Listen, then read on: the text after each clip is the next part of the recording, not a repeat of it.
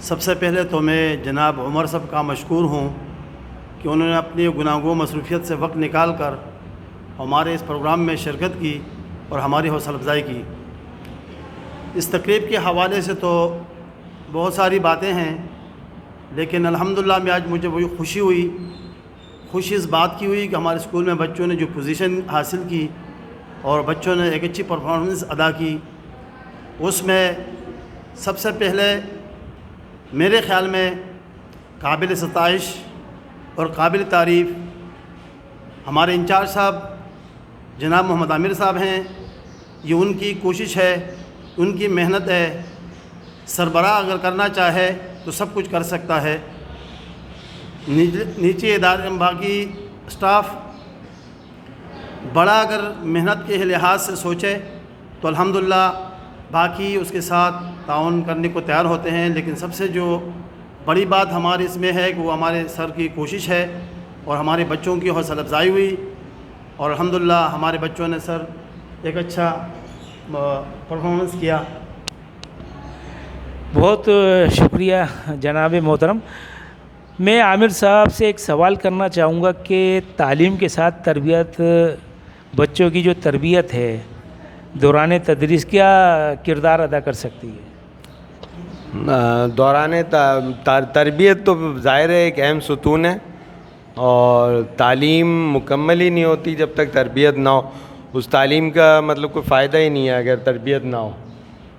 تو بہتر جو ہے تعلیم اسی کو کہیں گے جس میں تربیت بھی شامل ہو۔ موجودہ دور میں جو ہے تربیت کی اشد ضرورت ہے، جو کہ شاید مطلب اساتذہ ابھی بھول چکے ہیں کہ بہرحال تو حکومتی سطح پہ بھی میرا خیال ہے استادوں کی بھی تربیت ہونا چاہیے، ٹیچرز کی بھی، کہ وہ کلاس میں کس طرح جائیں، کس طرح بچوں کی مختلف شعبہ جات پہ نظر رکھیں اور کس طرح ان کی تربیت کریں۔ سر ایک سوال ہو رہا ہے میرا آپ سے،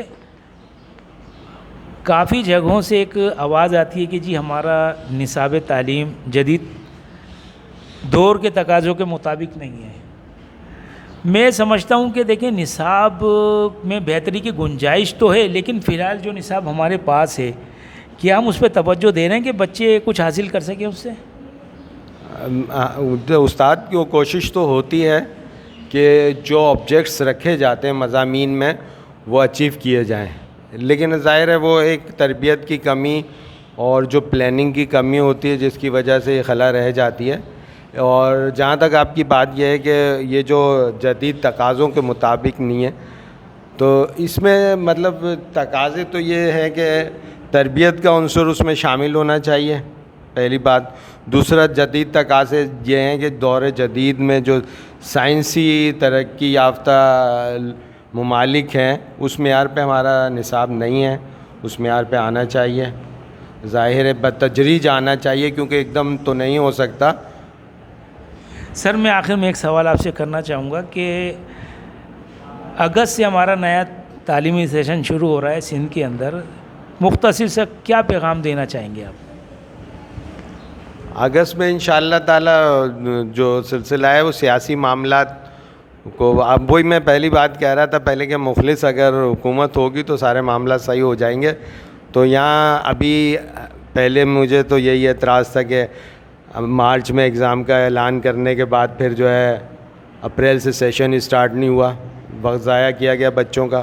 اگر یہی اپریل سے ہو جاتا اور کتابیں دستیاب ہوتی تو یہ بچوں کے سمر ویکیشن ضائع نہیں ہوتی، تو بہتر تو یہ تھا۔ لیکن اب چونکہ اگست سے شروع ہوگا تو میرا مطالبہ یہی ہوگا کہ بچوں کو کتابیں فراہم کر دی جائیں، اور 2 ماہ میں اگر مناسب ہو تو تربیتی کورسز رکھے جائیں، ریفریشر وغیرہ، تاکہ ٹیچرز بھی اپنا کام تندہی سے انجام دے سکیں اور جو جدید تقاضوں کو پورا کر سکیں۔ بہت شکریہ جناب محترم عامر صدیقی صاحب۔ جناب یہ ہماری ایک چھوٹی سی کوشش ہے، آپ کے سامنے حاضر خدمت ہے۔ کوشش تو یہی کی جا رہی ہے کہ سندھ کے اندر معیار تعلیم کو بلند کرنے کے لیے، شرح خواندگی کو بڑھانے کے لیے ہر ٹیچر اپنا کردار ادا کرے، اور اس کے لیے ہماری کوشش یہی ہے کہ جی اچھے اسکولوں کے اندر اساتذہ کرام سے ملا جائے، ان کی حوصلہ افزائی کی جائے اور ان کے پیغامات آپ تک پہنچائے جائیں۔ میں بہت شکر گزار ہوں گورنمنٹ ندائے مصطفیٰ پرائمری اسکول کے ہیڈ ماسٹر صاحب آپ کا، گور صاحب آپ کا، اور جناب محترم سرفراز احمد صاحب آپ کا۔ انشاءاللہ ایک نئے پروگرام کے ساتھ پھر بہت جلد ملاقات ہوگی۔ بہت شکریہ، السلام علیکم۔